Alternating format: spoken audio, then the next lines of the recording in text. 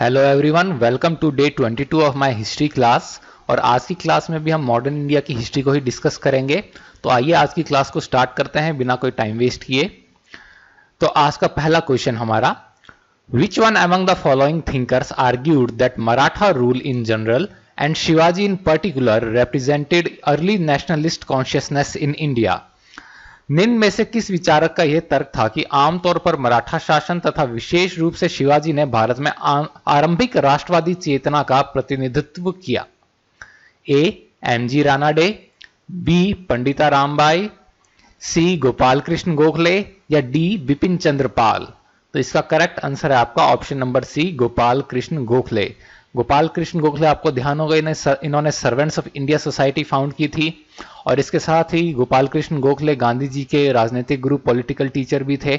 यह क्वेश्चन भी आ जाता है कि गांधी जी के पॉलिटिकल टीचर कौन थे, तो आंसर इसका होता है गोपाल कृष्ण गोखले। तो ये दो चीजें भी आपको याद रखनी है। चलिए फिर नेक्स्ट क्वेश्चन पे बढ़ते हैं। Mahatma Gandhi was first arrested during satyagraha in the year. Mahatma Gandhi को सत्याग्रह के दौरान पहली बार कब गिरफ्तार किया गया था? ए 1906, बी 1908, सी 1913 या डी 1917। तो इसका करेक्ट आंसर है ऑप्शन नंबर बी 1908। 1906 में तो इन्होंने सत्याग्रह स्टार्ट किया था। अरेस्ट 1908 के अंदर हुए थे। 1908 के अंदर क्या हुआ था कि इन्होंने जो ऑब्लिगेटरी पास था एक आइडेंटिफिकेशन डॉक्यूमेंट्स फॉर इंडियंस, वो इन्होंने कैरी करने से मना कर दिया था, क्योंकि ये कहते थे कि ये डिस्क्रिमिनेटरी है। तो इसलिए गांधी जी को फिर यहां पे इस चीज के लिए अरेस्ट कर लिया गया था।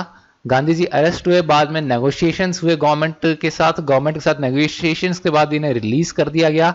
लेकिन जब ये रिलीज हुए तो इनके एक कंपैट्रियट ने ये कहा कि आपने हमारे इंडियन कॉज को बिट्रे किया है, और इसलिए फिर इनके साथ हाथापाई की। इनको काफी बुरी तरह से चोटें भी आई गांधी जी को उसके अंदर। In the 19th century, the system of making advances by European planters to Indian cultivators was specific to which of the following? 19वीं शताब्दी में यूरोपीय बागान मालिकों के द्वारा भारतीय किसानों को दी जाने वाली अग्रिम राशि की प्रणाली विशेष रूप से निम्न में से किस फसल के लिए थी? ए टी चाय, बी इंडिगो एंड रबर, नील तथा रबड़, सी जूट या डी इंडिगो एंड ओपियम, नील तथा अफीम। तो इस क्वेश्चन का करेक्ट आंसर है आपका option number D, indigo and opium, नील तथा अफीम। तो ये इंडिगो और ओपियम की यूरोप के अंदर काफी ज्यादा डिमांड थी, तो इसलिए ये यूरोपियन प्लांटर्स कई बार इनको, अपने जो फार्मर्स हैं, इनको कोर्स करते थे कि ये इन दो क्रॉप्स को प्लांट करें। Who among the following from the first cabinet of independent India was responsible for mass religious conversion? स्वतंत्र भारत की पहली कैबिनेट में से बड़े धार्मिक परिवर्तन के लिए कौन जिम्मेदार था? A doctor SP Mukherjee, B doctor John Mathai, C Sardar Baldev Singh या D doctor B R Ambedkar. तो इसका करेक्ट आंसर आपको सबको पता होगा, डॉक्टर बी आर अंबेडकर। इन्होंने अपने फॉलोअर्स के साथ बुद्धिज्म अपना लिया था, यह बात अपने सबको पता है। तो करेक्ट आंसर है doctor B R Ambedkar. Next question, arrange the following in chronological order based on their arrival in India. निम्नलिखित को भारत में उनके आगमन के कालक्रम के अनुसार व्यवस्थित करें।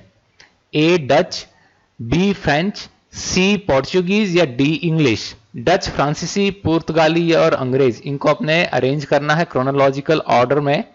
तो इसका अपने देखें, सबसे पहले आए थे आपके पोर्चुगीज, 1498 वास्को डा गामा आए थे। इसके बाद अपने आए थे डच, ठीक है, डच आपके आए थे 1605 में। फिर आपके आए थे इंग्लिश 1608 के अंदर, और सबसे लास्ट में आए थे आपके फ्रेंच 1674 के अंदर।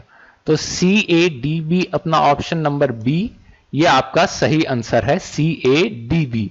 ठीक है, यहां पे आप डेट्स देख भी सकते हैं जो मैंने आपको बताई हैं। अब next, Mahatma Gandhi got his inspiration for civil disobedience from. Mahatma Gandhi को सविनय अवज्ञा की प्रेरणा किससे मिली थी? A Thoreau, B Ruskin, C Confucius या डी टॉल्स्टॉय। आपको मैंने बताया था ये तीन नाम आपको याद रखने हैं। इन तीनों से महात्मा गांधी को काफी प्रेरणा मिली थी। रस्किन की अनटू द लास्ट, टॉल्स्टॉय की the kingdom is with in you, and जो ट्यूरो थे इनके जो एसेज थे ऑन सिविल डिसोबीडियंस, उससे इन्हें इंस्पिरेशन मिली थी। तो आपका करेक्ट आंसर भी ए हो गया, ट्यूरो। ठीक है, ट्यूरो कौन थे? ये अमेरिकन ट्रांसडेंटलिस्ट थे और इन्होंने अपना एक ऐसे लिखा था जिसका नाम था रेजिस्टेंस टू सिविल गवर्नमेंट। ठीक है, क्या नाम था? Resistance to civil government, civil disobedience. ये इनका ऐसे था जो कि 1849 में पब्लिश हुआ था। इस ऐसे से गांधी जी काफी इंस्पायर हुए थे। इस ऐसे के अंदर ट्यूरो ने ये आर्ग्यू किया था कि इंडिविजुअल्स को, गवर्नमेंट को बहुत ज्यादा मतलब कि इनके ऊपर एट्रोसिटीज को नहीं करने देना चाहिए, चुपचाप नहीं सहना चाहिए ये सारी की सारी एट्रोसिटीज, और उसके अगेंस्ट बोलना चाहिए, इनजस्टिस के अगेंस्ट। ठीक है, और ये जो ट्यूरो थे, he was moved by his disgust with slavery. जो स्लेवरी जो थी उससे ये बहुत नापसंद करते थे, और दूसरा ये अमेरिकन मैक्सिकन वॉर, ये दो चीजें इन्हें नापसंद थी। इससे ये इनसे बहुत ज्यादा मोटिवेट थे इस चीज के लिखने के लिए, Thoreau. Next question, the Nehru Liaquat pact between India and Pakistan was signed in 1950 to resolve the issue of। किस समस्या के समाधान के लिए 1950 में भारत और पाकिस्तान के बीच नेहरू लियाकत समझौते पर हस्ताक्षर किया गया था? देखिए, अब नेहरू लियाकत पैक्ट कब साइन किया गया था ये ईयर चलिए क्वेश्चन में दे रखा है, वरना ये भी क्वेश्चन बन जाता है। ये 1950 के अंदर किया गया था। ये डेट आपको याद रखनी है कि कब साइन हुआ था Nehru Liaquat pact, then the year is 1950। तो इसका देखें अब options, A the problem of water sharing, B the border disputes, C the accession of princely states, या D the protection of minorities. तो इसका करेक्ट आंसर है option number D, the protection of minorities. तो ये जो Nehru Liaquat pact, ये bilateral treaty थी India और पाकिस्तान के बीच के अंदर, जिसके अंदर ये एग्री किया गया था कि रिफ्यूजीज हैं इन्हें एक बार वापस आने का अलाउ किया जाएगा, ताकि ये जो इनकी प्रॉपर्टी है इनको ये बेच के उसका कुछ कर सके, निपटारा कर सके अपनी प्रॉपर्टीज का। और इसके साथ साथ ये भी एग्री किया गया कि जो औरतें इस पार्टीशन के ड्यूरिंग राइट्स में एबडक्ट हुई थी और जो प्रॉपर्टी जो लूटी गई थी वो सारी सारी वापस कर दी जाएंगी।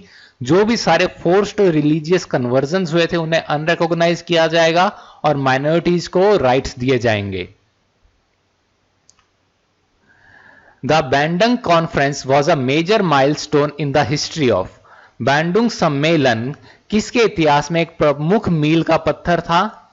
ए the non aligned movement, B Indo Chinese relationship, C US Vietnam war, या डी क्रिएशन ऑफ एशियन।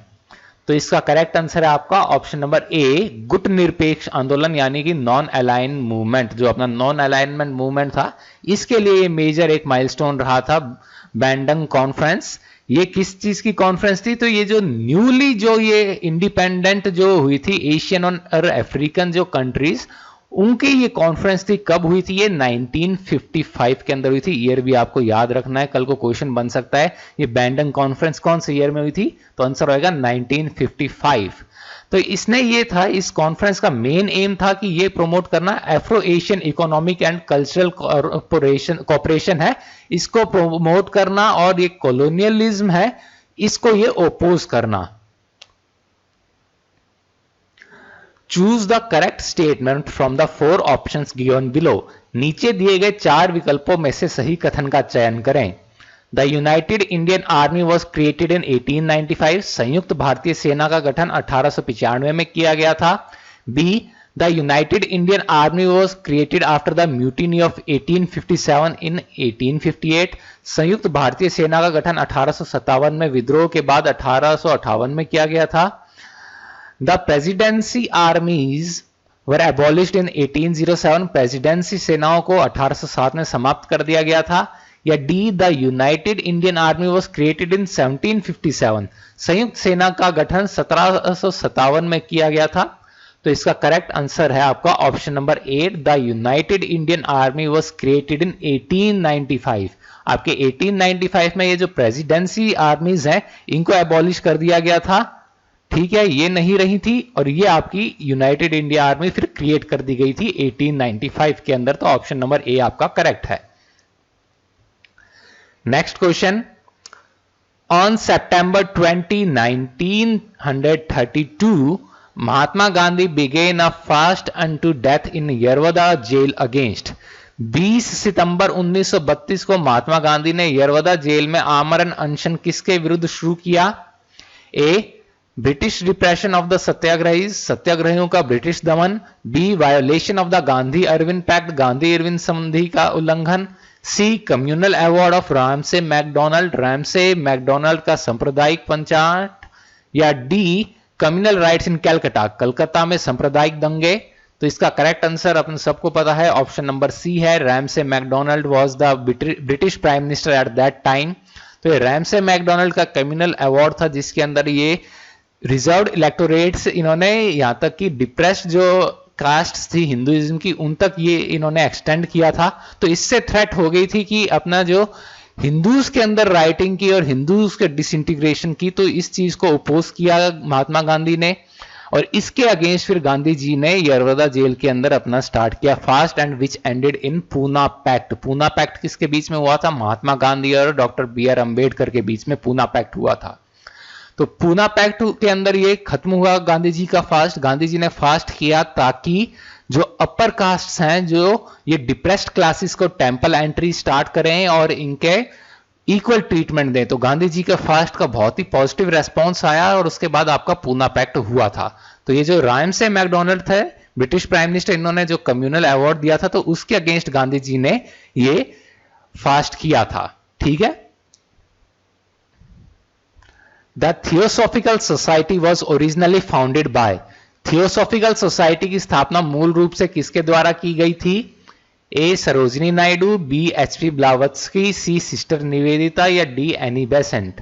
तो इसका करेक्ट आंसर ये अपने पहले भी कर चुके हैं, इसके बारे में काफी। थियोसॉफिकल सोसाइटी को फाउंड किया था H P. Blavatsky, colonel Henry Steele Olcott, William Quan जज और कई अदर्स जो थे। ऑलकट इसके सोसाइटी के फर्स्ट प्रेसिडेंट हुए थे और 1907 अपनी डेथ तक ये इसके प्रेसिडेंट रहे थे। ये फाउंड कब हुई थी? 1875 में। ठीक है। In 1939, for the first time, Gandhiji tried out his specific techniques of controlled mass struggle in a native state. He allowed a close associate of his to lead a satyagraha. Who was he? 1939 में पहली बार गांधी जी ने अपने राज्य में नियंत्रित जन संघर्ष की अपनी विशिष्ट तकनीकियों का उपयोग किया। उन्होंने अपने एक करीबी सहयोगी को सत्याग्रह का नेतृत्व करने की अनुमति दी। वह कौन थे?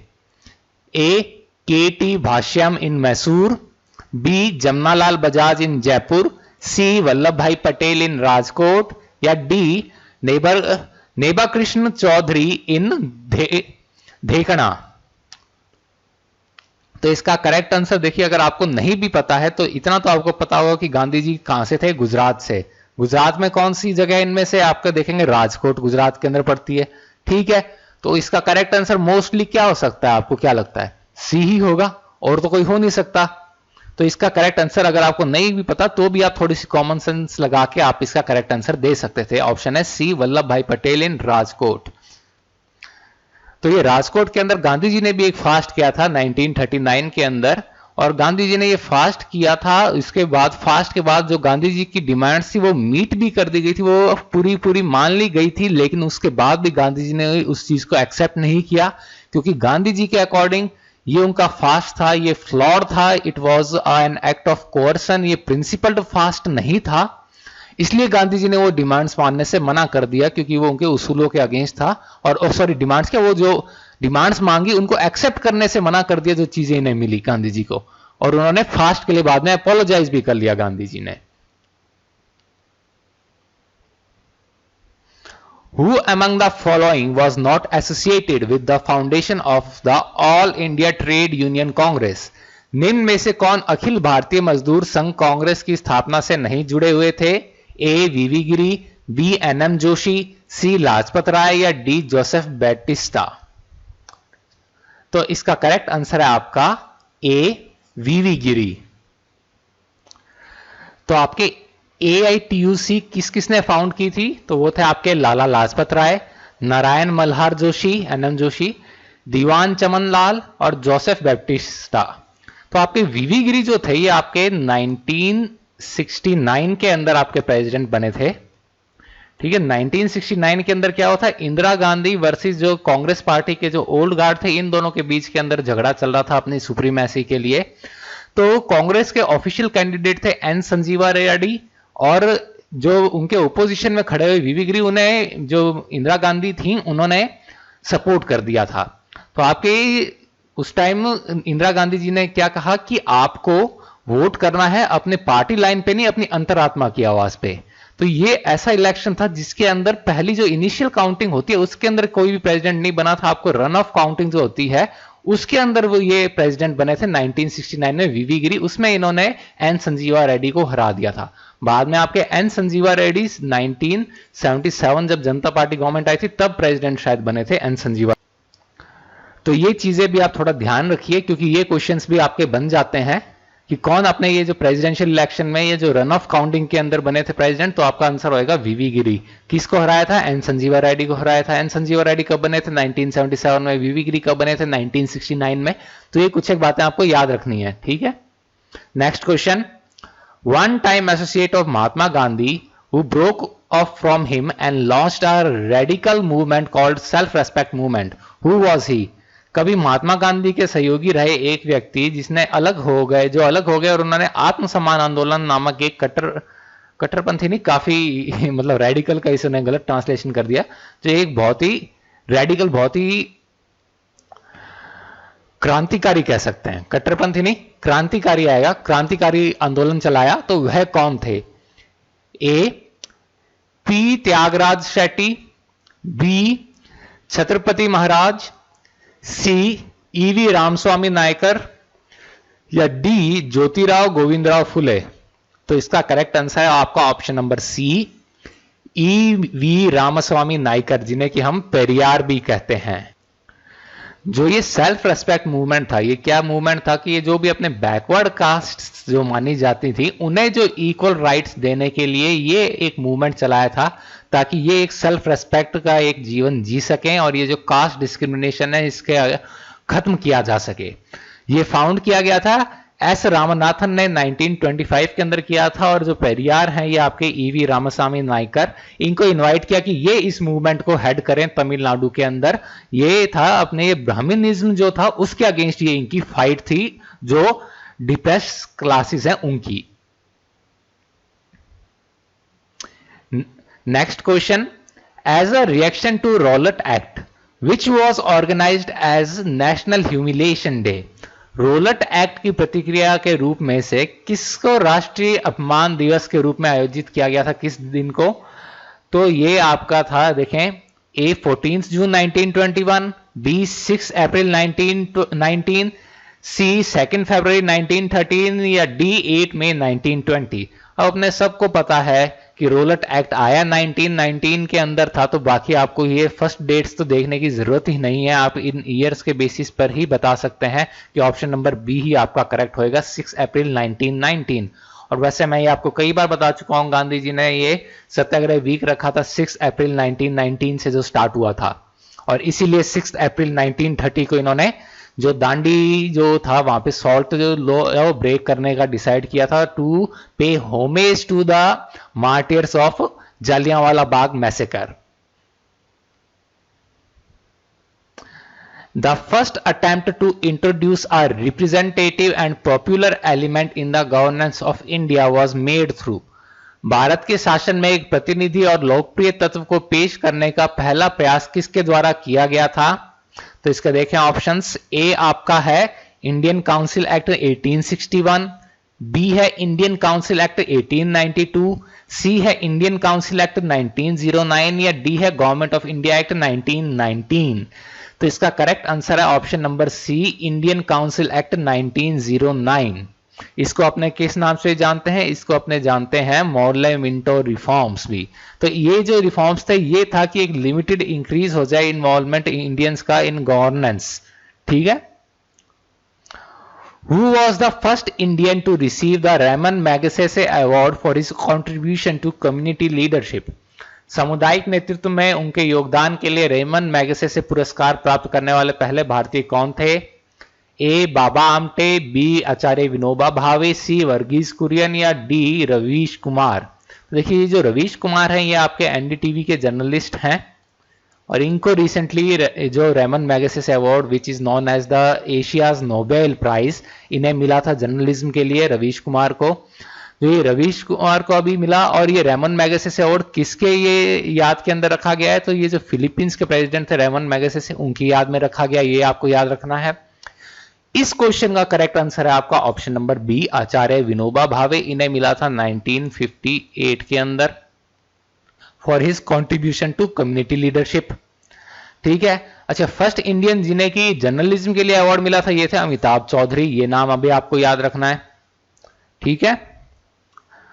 इन which of the following movements did Mahatma Gandhi make the first use of hunger strike as a weapon? निम्नलिखित में से किस आंदोलन में महात्मा गांधी ने भूख हड़ताल का पहला प्रयोग हथियार के रूप में किया था? A non cooperation movement 1922, B Rowlatt Satyagraha of 1919, C Ahmedabad strike of 1918 या डी बारदोली सत्याग्रह। बारदोली सत्याग्रह तो आपको पता है सरदार पटेल का था। तो इसका करेक्ट आंसर आपका है, मैं आपको पहले ही बता चुका हूं, ये अहमदाबाद मिल स्ट्राइक थी उसके अंदर था। इसके अंदर जैसे कि आपको ध्यान है जो लेबरर्स की साइड थे अनासुआ साराभाई और जो इनके आपके मिल जो ओनर से उनकी साइड थे आपके अंबालाल साराभाई। ये दोनों भाई बहन थे, अंबालाल साराभाई और अनासुया साराभाई। अंबालाल साराभाई आपको ध्यान होगा कि ये जो अपने डॉक्टर विक्रम साराभाई उनके फादर हैं, ये भी मैं आपको पहले बता चुका हूं डिटेल्स। ठीक है, ये सारी डिटेल्स आपको पहले बताई जा चुकी हैं, तो आई होप इनको रीट्रेट करने की जरूरत नहीं है। नेक्स्ट क्वेश्चन में बढ़ते हैं। The civil disobedience movement followed the, सविनय अवज्ञा आंदोलन किस घटना के बाद हुआ था?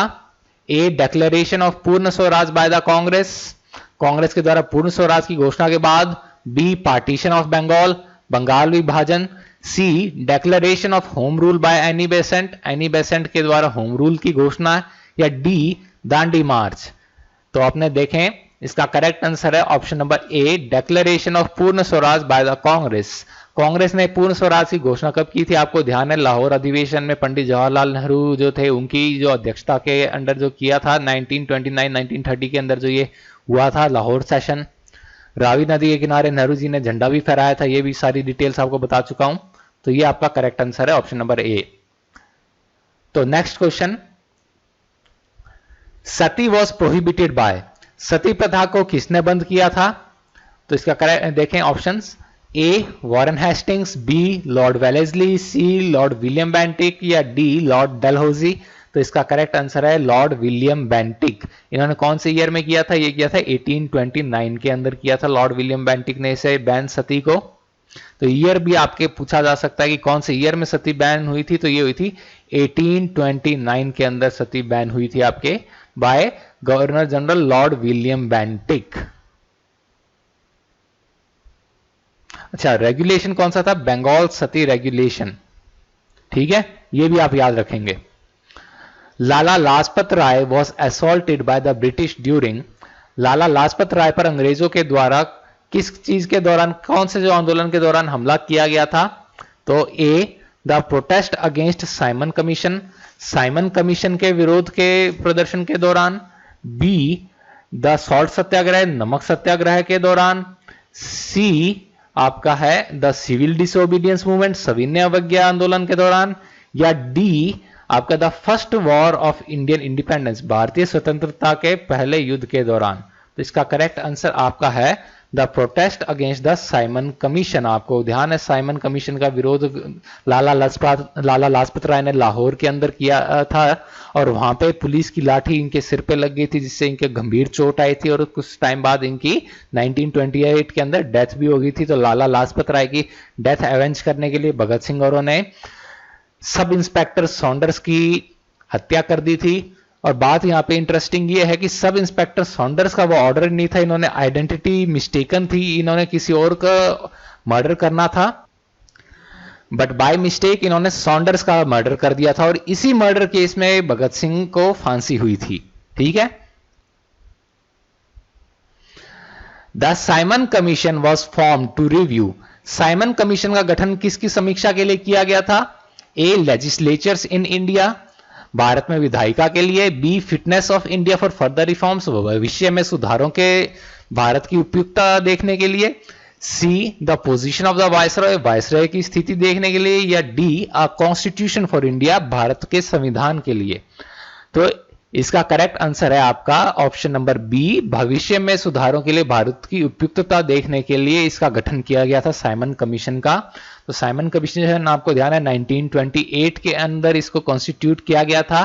किसकी चेयरमैनशिप? सर जॉन साइमन की चेयरमैनशिप। तो ये सारी डिटेल्स में बता चुका हूं कि इनके साथ क्लीमेंट एटली भी आए थे, जो कि अपने इंडिया के इंडिपेंडेंस के टाइम आपके प्राइम मिनिस्टर भी थे 1947 के अंदर। आई होप ये सारी बताने की जरूरत नहीं होगी। Next question, which of the following forms of struggle thrown up during the course of Swadeshi movement met with greatest success? स्वदेशी आंदोलन के दौरान शुरू किए गए निम्न में से किस प्रकार के संघर्ष को भारी सफलता मिली थी? A, development of swadeshi industries, स्वदेशी उद्योगों का विकास। B, boycott of foreign goods, विदेशी वस्तुओं का बहिष्कार। C, disobeying of unjust laws, अनुचित कानूनों की अवज्ञा।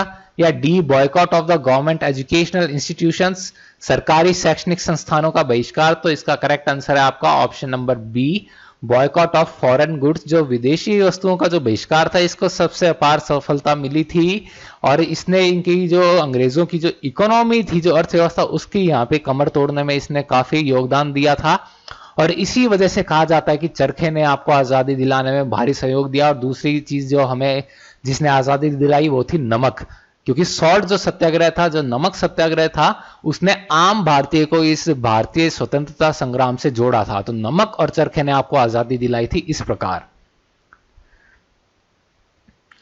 इन which year the Danish East India company was formed? किस वर्ष में जो डैनिश ईस्ट इंडियन कंपनी का गठन किया गया था? तो ये देखें, ए 1614, बी 1615, सी 1616 या डी 1617। ये तो बहुत ही पास ऑप्शंस हैं। तो ये तो अगर आपको एक्यूरेट पता होगा तो ही आप बता सकते हैं, इसमें तो कोई कॉमन सेंस भी नहीं लगा सकते। करेक्ट आंसर आपका ऑप्शन नंबर सी 1616। तो 1616 के अंदर डैनिश ईस्ट इंडिया कंपनी कहां पे इन्होंने बनाई थी? ये बनाई थी ट्रैंक्वेबार, तमिलनाडु के अंदर। ठीक है। तो ये क्वेश्चन भी बन सकता है कि कहां पे ये इन्होंने एस्टेब्लिश की थी 1616 में? तो ये तमिलनाडु के ट्रैंक्वेबार के अंदर की थी। ठीक है। White mutiny of the European soldiers was stage during the period of. यूरोपीय सैनिकों के द्वारा श्वेत विद्रोह किस काल में, किसके काल में किया गया था? कौन से जो आपके वायसरॉय कौन थे आपके? तो उस टाइम आपके देखें, ए रिपन, बी मायो, सी डलहौजी या D Canning.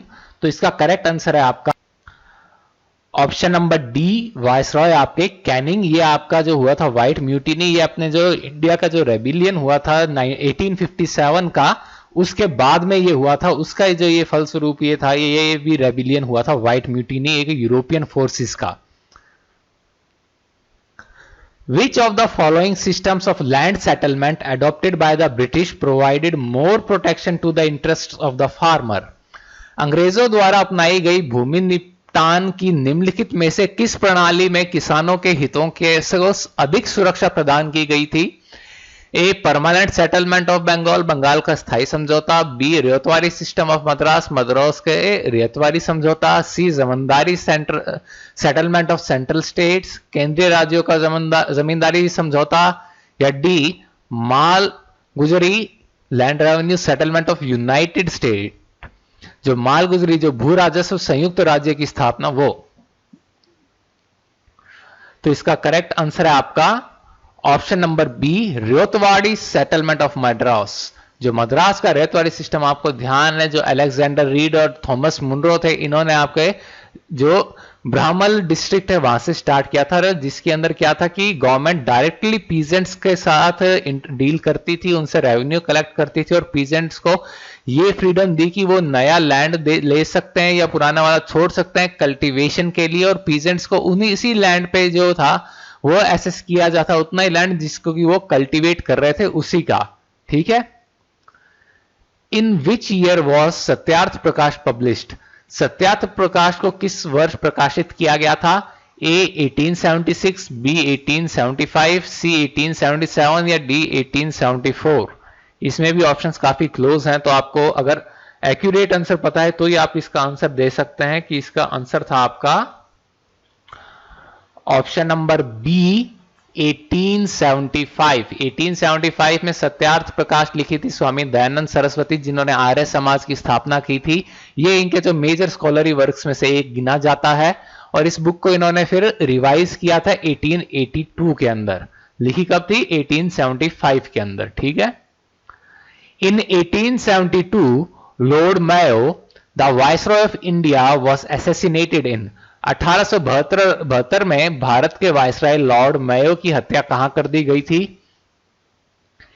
A port Blair, be due, सी दिल्ली या डी कोलकाता?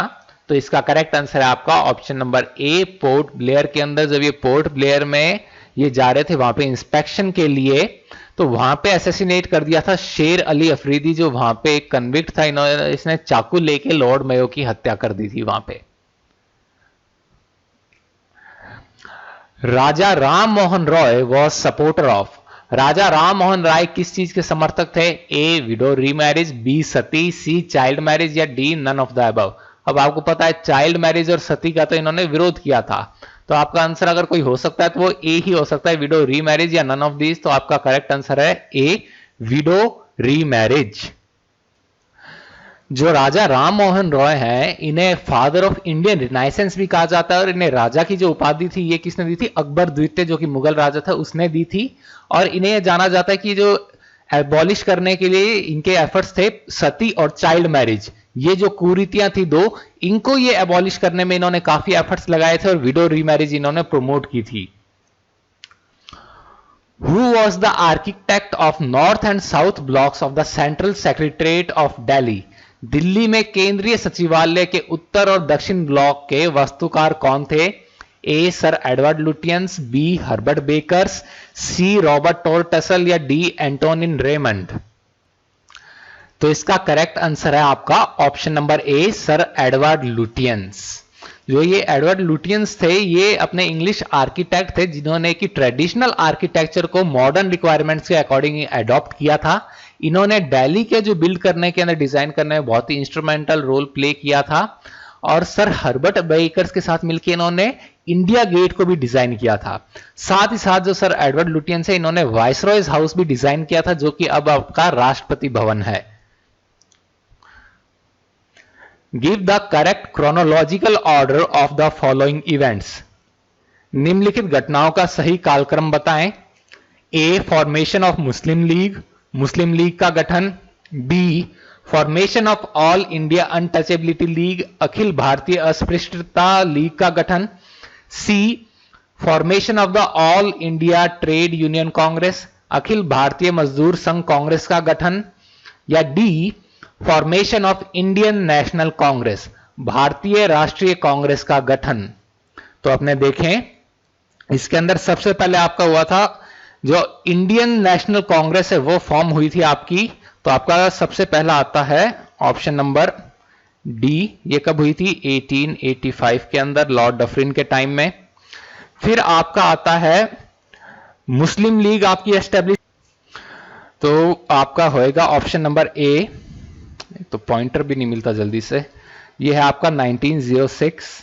फिर आपका इसके बाद में आया था formation of All India Trade Union Congress 1920 के अंदर। फिर आपका हुआ था formation of All India untouchability league, जिसको बाद में रीनेम कर दिया गया था हरिजन सेवक संघ गांधी जी की। तो ये आपका है DACB। तो ये DACB आपके हैं ऑप्शन नंबर ए के अंदर, तो ऑप्शन नंबर ए आपका करेक्ट आंसर है। तो यहां पे आप देख सकते हैं जो डेट्स मैंने आपको बताई थी वो सारी की सारी। Which of the following treaties brought an end to the independent existence of Peshwa Bajirao second? निम्नलिखित में से किस संधि ने पेशवा बाजीराव द्वितीय के स्वतंत्र अस्तित्व को समाप्त कर दिया? A the treaty of Purandar, B convention of Wadgaon, C the treaty of Bassein या D the treaty of Salbai? तो इसका करेक्ट आंसर है आपका option number C, the treaty of Bassein. जो ये ट्रीटी ऑफ बसाएं जो थी ये आपके 1802 में साइन की गई थी ब्रिटिश ईस्ट इंडिया कंपनी और बाजीराव सेकंड के बीच में। ईयर आपको याद रखना है 1802 के अंदर।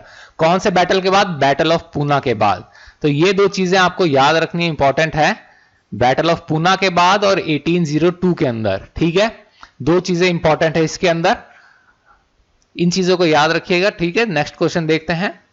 M of Swaraj party was, अच्छा एक और चीज, ये ट्रीटीज के बारे में, ट्रीटीज का भी क्वेश्चन मैं आपके मिसलेनियस के अंदर कवर कर लूंगा, तो उस चीज की आप चिंता मत कीजिए। ओके, ठीक है।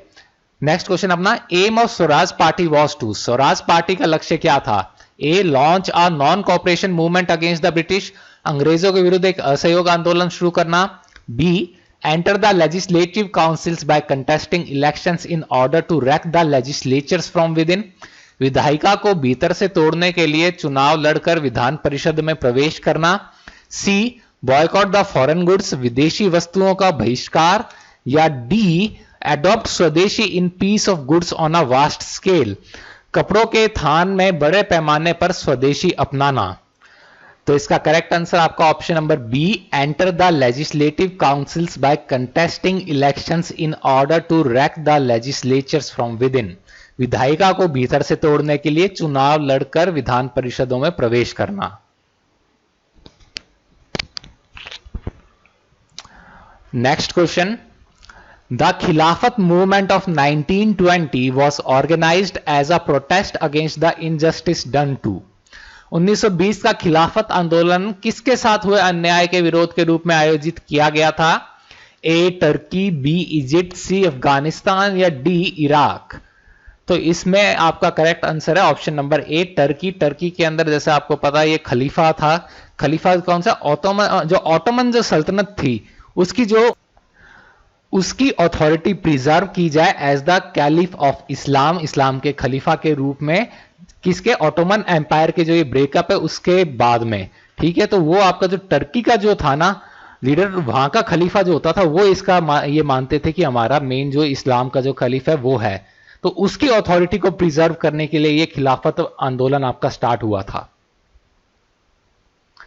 Why did the non-cooperation movement evoke poor response in Maharashtra and Karnataka? असहयोग आंदोलन को महाराष्ट्र तथा कर्नाटक में खराब प्रतिक्रिया क्यों मिली थी? A the upper castes opposed the anti-untouchability content of the movement, उच्च जातियों ने आंदोलन को आंदोलन के अस्पृश्यता विरोधी विचार का विरोध किया था। B the capitalists in these areas oppose the boycott of foreign goods, इन क्षेत्रों के पूंजीवादी विदेशी वस्तुओं के बहिष्कार के विरोध में थे। C the popularization of charkhas was not successful in these territories, इन प्रदेशों में चरखों की जो लोकप्रियता सफल नहीं हुई। या D the Congress was not popular in these territories, इन प्रदेशों में कांग्रेस की लोकप्रियता नहीं थी। तो इसका करेक्ट आंसर है आपका ऑप्शन नंबर ए, जो आपके अपर कास्ट थे उन्हें ये एंटी अनटचेबिलिटी जो ये था गांधी जी का कैंपेन वो पसंद नहीं आया था, और गांधी जी स्टार्टिंग से एंटी अनटचेबिलिटी थे। Next question, mother Teresa the founder of missionaries of charity was born on, missionaries of charity की संस्थापक मदर टेरेसा का जन्म कब हुआ था? A 13 January 1912, B 26 August 1910, C 2 फरवरी 1913 या D 15 मई 1907? तो इसका करेक्ट आंसर है आपका ऑप्शन नंबर बी 26 अगस्त 1910। जैसा मैंने आपको पहले ही बताया था, आजकल इतनी डेप्थ में पूछ रहे हैं, यही मैंने पर्टिकुलर एग्जांपल दिया था कि ये आ रहा है कि मदर टेरेसा का ईयर ऑफ बर्थ क्या था। ईयर ऑफ बर्थ पूछ रहे हैं, ये भी नहीं पूछा कि कौन से ईयर के अंदर नोबेल प्राइज मिला था। अब तो ये है, तो मदर टेरेसा जो थी ये 1910 के अंदर कहां? स्कोपजे, जो कि आज नॉर्थ मैसिडोनिया की कैपिटल है, वहां पे इनका बर्थ हुआ था। And she was a Christian missionary थी Albanian Indian Roman Catholic nun थी ये, ठीक है। और इन्होंने फाउंड की थी मिशनरीज ऑफ चैरिटी। इन्होंने ये लेप्रोसी और के अंदर काफी काम किया था, लेप्रोसी रिडन पेशेंट्स और के लिए कैलकाटा के अंदर काफी काम किया था। इन्हें कई सारे ऑनर्स मिले, इनमें से कौन कौन से थे? 1962 के अंदर इन्हें रेमन मैगसेसे से पीस प्राइज मिला था, ये याद रखनी है डेट, कब मिला था? 1962। नोबेल प्राइज मिला था 1979 के अंदर, नोबेल पीस। और इनका कैनोनाइजेशन हुआ था 2016 के अंदर। ये डेट्स मदर टेरेसा से रिलेटेड बहुत ही इंपॉर्टेंट हैं। अच्छा, डेथ इनकी हुई थी 1997 के अंदर, ये भी आपको याद रखनी है। फुल स्टेट ऑनर्स के साथ यहाँ पे इनका जो फाइनल राइट्स जो कैरी आउट की गई थी मदर टेरेसा की। तो ये जो 5 डेट्स, इनकी डेट ऑफ बर्थ 1910 के अंदर, आपके डेथ इनकी 1997 के अंदर, इनको रेमन मैगसेसे अवार्ड मिला 1962 के अंदर, इनको नोबेल पीस प्राइज मिला 1979 के अंदर, और इनका कैनोनाइजेशन हुआ 2016 के अंदर। ये जो 5 डेट्स हैं ये बहुत इंपॉर्टेंट है और ये आपको याद रखनी है। The civil disobedience movement was led in the North West Frontier Province by, उत्तर पश्चिमी सीमांत प्राप्त में सविनय अवज्ञा आंदोलन का नेतृत्व किसके द्वारा किया गया था? ए. सेवा सिंह ठीकरीवाला, बी. डॉक्टर मोहम्मद अली अंसारी, सी. शेख मोहम्मद अब्दुल्ला, या डी. खान अब्दुल गफार खान। अब देखिए बात फ्रंटियर की होगी, सीमांत की होगी, तो फ्रंटियर गांधी यानी सीमांत गांधी ने ही किया होगा, कॉमन सेंस है, ठीक है। अगर नहीं पता होगा तो आप दिमाग लगा के कर सकते हैं। ये आपके थे खान अब्दुल गफार खान। हु रोट सरफरोशी की तमन्ना अब हमारे दिल में है? तो सरफरोशी की तमन्ना अब हमारे दिल में किसने लिखा था? ए. मोहम्मद इकबाल, बी. बिस्मिल, सी. भगत सिंह, या डी. फिराक गोरखपुरी। तो इसका करेक्ट आंसर है आपका बी. बिस्मिल, और ये आपका राम प्रसाद बिस्मिल नहीं है ठीक है। राम प्रसाद बिस्मिल जो है इन्होंने इसको पॉपुलराइज किया था, लिखा था बिस्मिल अजीमबादी पटना के, इन्होंने 1921 में ये लिखा था। और जो ये राम प्रसाद बिस्मिल है, इन्होंने जो फ्रीडम की जो अपनी जो वॉर क्राई के तरह अगेंस्ट द ब्रिटिश राज, इसको पॉपुलराइज कर दिया था। Poverty and un British rule in India was written by, poverty and un British rule in India किसके द्वारा लिखी गई थी? A. Sardar Patel, B. Mahatma Gandhi, C. Dadabhai Naoroji, या डी. मदन मोहन मालवीय। तो ये सबको पता है, grand old man of India दादा भाई नौरोजी ने लिखी थी। इसमें जिन्होंने अपनी वेल्थ ड्रेन थ्योरी एक्सप्लेन की थी, लिखी कौन से साल में थी? 1901 के अंदर। ये डेट भी आप याद रख लीजिएगा। Who was the town planner of Chandigarh? Chandigarh के नगर योजनाकार कौन थे? A. Edward Lutyens, B. Charles Correa, C. Le Corbusier, या डी. क्रिस्टोफर रैन। तो देखिए लुटियंस तो आपके दिल्ली के थे, आपके चंडीगढ़ के थे ले कार्बोजियर।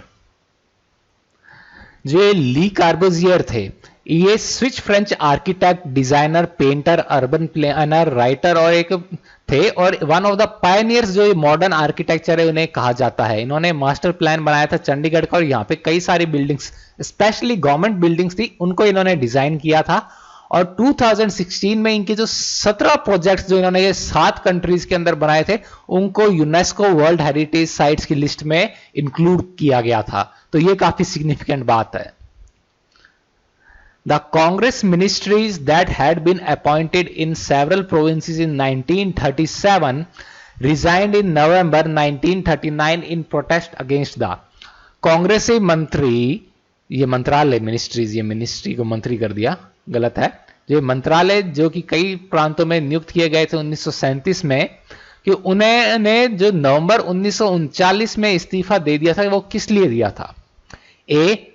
ब्रिटिश पॉलिसी ऑफ रिप्रेशन, अंग्रेजों की दमनकारी नीति, B. Refusal of the British government to grant independence to India, भारत को आजादी देने से ब्रिटिश सरकार के इंकार के विरोध पे, C. Interference of the viceroy and the governors in the administration, प्रशासन में वायसरॉय तथा गवर्नरों का हस्तक्षेप, या D. Participation of India in the second world war without consulting the Indian National Congress, भारतीय राष्ट्रीय कांग्रेस से परामर्श के बिना द्वितीय विश्व युद्ध में भारत की भागीदारी। तो इसका करेक्ट आंसर है आपका option number D, participation of India in the second world war without consulting the Indian National Congress. और उस टाइम आपके वायसरॉय थे लिनलिथगो, ठीक है, आपको याद रखना है, ये वायसरॉय था Linlithgow. Who from the following leaders was not assassinated, निम्नलिखित नेताओं में से किसकी हत्या नहीं की गई थी? ए महात्मा गांधी, बी लियाकत अली खान, सी मोहम्मद अली जिन्ना या डी लॉर्ड लुईस माउंटबेटन। तो इसका करेक्ट आंसर है आपका option number C, Mohammad Ali Jinnah. Mohammad Ali Jinnah की ट्यूबरक्यूलोसिस से डेथ हुई थी, बाकी तीनों का असैसिनेशन हुआ था। लियाकत अली खान का मैंने आपको बताया हुआ है, he was the first prime minister of Pakistan. Mahatma Gandhi अपने फादर ऑफ द नेशन, इनके असैसिनेशन किया था टेररिस्ट नाथुराम गॉडसे ने। और डी आपके लॉर्ड लुईस माउंटबेटन, इनका आई गेस आयरलैंड के अंदर असैसिनेशन हुआ था। Who of the following was not a member of the interim government established in 1946? निम्न में से कौन 1946 में गठित अंतरिम सरकार के सदस्य नहीं थे? A Jagjivan Ram, B doctor John Mathai, C Achyut Patwardhan या डी सरदार बलदेव सिंह। तो इसका करेक्ट आंसर आपका सी, अच्युत पटवर्धन। जगजीवन राम जो आपके थे, जिन्हें बाबूजी कहते हैं, वो आपके लेबर मिनिस्टर थे। डॉक्टर जॉन मथाई आपके थे जिनके पास था डिपार्टमेंट ऑफ इंडस्ट्रीज और सप्लाईज। और सरदार बलदेव सिंह के पास था आपका डिफेंस। अच्छा, डॉक्टर जॉन मथाई, आपको ध्यान होगा, इंडिपेंडेंट इंडिया का फर्स्ट रेल बजट ये किसने दिया था? डॉक्टर जॉन मथाई ने इंडिपेंडेंट इंडिया का फर्स्ट रेल बजट। ठीक है, next question. The government of India act 1919 is also known as, Bharat सरकार का अधिनियम 1919 किस अन्य नाम से जाना जाता है? A Morley Minto reforms, B Montagu Chelmsford reforms, C regulating act या डी पिट्स इंडिया एक्ट। तो इसका करेक्ट आंसर है मॉन्टेग्यू चेम्सफोर्ड रिफॉर्म्स। तो मॉन्टेग्यू चेम्सफोर्ड जो रिफॉर्म्स थे, इनके दो इंपॉर्टेंट फीचर्स थे। ठीक है, ये दो फीचर्स आपको याद रखना है। एक तो कि जो इंपीरियल लेजिस्लेटिव काउंसिल थे, उसके दो हाउसेस होंगे, ये डिसाइड किया गया था। एक तो सेंट्रल लेजिस्लेटिव असेंबली और दूसरा काउंसिल ऑफ स्टेट्स। ठीक है, ये दो हाउसेस होंगे। दूसरा, जो प्रोविंशियल गवर्नमेंट्स थे, उनके अंदर ड्यूल गवर्नमेंट सिस्टम या डायरकी जो थी, जो द्वैध जो शासन था, वो इन्होंने इंट्रोड्यूस किया था इन रिफॉर्म्स ने। ठीक है, तो ये दो चीजें आपको याद रखनी है, इनके फीचर्स। जो क्वेश्चन बन जाएगा कि कौन से आपके जो रिफॉर्म्स थे, कौन से एक्ट से आपके ड्यूल गवर्नमेंट या डायरकी प्रोविंसेस के अंदर इंट्रोड्यूस की गई थी, तो वो था आपका मॉन्टेग्यू चेम्सफोर्ड रिफॉर्म्स। या किस एक्ट से आपके ये सेंट्रल जो लेजिस्लेटिव जो काउंसिल है, इंपीरियल लेजिस्लेटिव काउंसिल, इसके दो हाउसेस कर दिए थे। तो ये आपका ये आंसर होएगा। Who said, if it was proved to me that it, untouchability, is an essential part of Hinduism, I, for one, would declare myself an open rebel against Hinduism itself. किसने कहा था, यदि मेरे सामने साबित हो गया कि यह अस्पृश्यता हिंदू धर्म का एक अनिवार्य भाग है, तो मैं स्वयं खुद को हिंदू धर्म का खुला विद्रोही घोषित कर दूंगा। कौन था इतना अनटचेबिलिटी के अगेंस्ट, आप बताइए। तो देखिए, करेक्ट आंसर आपके डॉक्टर बी आर अंबेडकर नहीं है, महात्मा फुले भी नहीं है। एक ही फिर ऑप्शन बचता है जिन्होंने अनटचेबिलिटी का इतना भयंकर विरोध किया होगा, वो है आपके महात्मा गांधी। तो ये आपका करेक्ट आंसर है। ठीक है, Who among the following visited Gandhi ji in South Africa? Gandhi ji को साउथ अफ्रीका में निम्नलिखित में से किसने अपने ये मुलाकात की थी गांधी जी से? तो ये देखें, ए बाल गंगाधर तिलक, बी वल्लभ भाई पटेल, सी गोपाल कृष्ण गोखले या डी जवाहरलाल नेहरू। तो इसका करेक्ट आंसर है आपका option number C, Gopal Krishna Gokhale. ये 1912 के अंदर गांधी जी से मिले थे। ठीक है, which one of the following pairs is not correctly matched? निम्न में से कौन सा युग्म सुमेलित नहीं है? A Lala Lajpat Rai, national school at Lahore, correct. B Bal Gangadhar तिलक सत्यशोधक समाज सभा, ये गलत है, आपको पता है, ये महात्मा ज्योतिराव फुले ने की थी। दादा भाई नौरोजी बॉम्बे एसोसिएशन, ठीक है। जमनालाल बजाज सत्याग्रह आश्रम एट वर्धा। अच्छा, सत्याग्रह आश्रम ये वर्धा के पास जो सेवाग्राम जो विलेज है, वहां पे सत्याग्रह आश्रम गांधी जी के कहने पे जमनालाल बजाज ने एस्टैब्लिश किया था, सेवाग्राम के अंदर। इंटरेस्टिंगली वर्धा से सेवाग्राम जाने के लिए कि कांग्रेस के बड़े बड़े नेता जाते थे, तो उन्हें जाने में ज्यादा प्रॉब्लम ना हो, क्योंकि ट्रांसपोर्टेशन की प्रॉब्लम होती थी। तो उसके लिए आई गेस जीडी बिरला या जमनालाल बजाज में से किन्हीं ने एक पुरानी फोर्ड की गाड़ी कहीं से ले ली और उन्हें की बैल जो होते थे अपने ऑक्सन उसे खींचते थे, उस गाड़ी से आना जाना होता था। तो क्योंकि वो पुरानी फोर्ड की गाड़ी थी जिसे कि ऑक्स खींचते थे, तो उसका गाड़ी का नाम रख दिया गया था ऑक्सफोर्ड। ये सही बात है, मैं मजाक नहीं कर रहा हूं, ऑक्सफोर्ड उस गाड़ी का नाम रखा गया था। तो ठीक है, चलिए नेक्स्ट क्वेश्चन में बढ़ते हैं।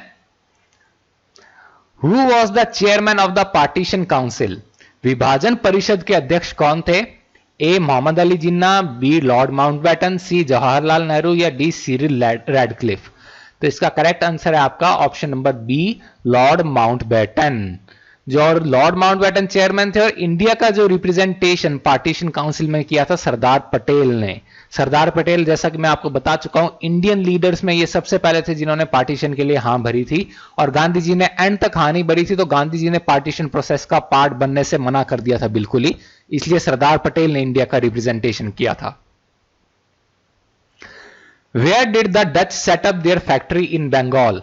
डचों ने बंगाल में अपने कारखाने की स्थापना कहां की थी? ए चिंसुरा, बी मसूलीपट्टनम, सी हुगली या डी कैलकाटा? तो इसका करेक्ट आंसर है आपका चिंसुरा। ये चिंसुरा में की थी इन्होंने 1656 के अंदर, ठीक है।